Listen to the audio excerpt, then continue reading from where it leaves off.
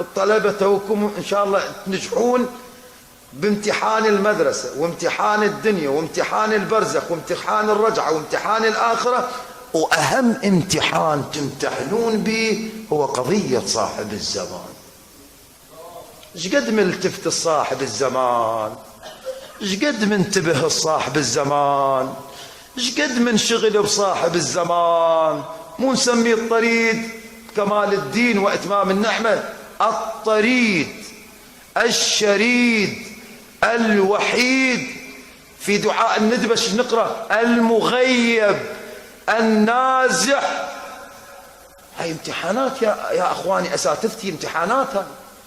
وحيد فاطمة سيد الشهداء في يوم الطفش قال أولست أنا ابن بنت نبيكم؟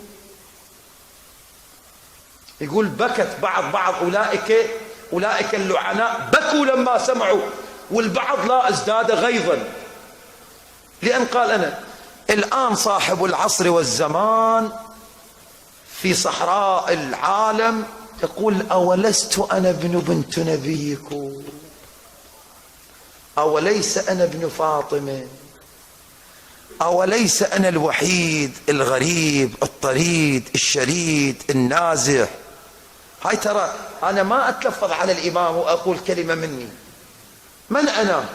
وجل تعبير أمير المؤمنين جل مقام آل محمد عن وصف الواصفين ونحت الناعتين وأن يقاس بهم أحد من العالمين.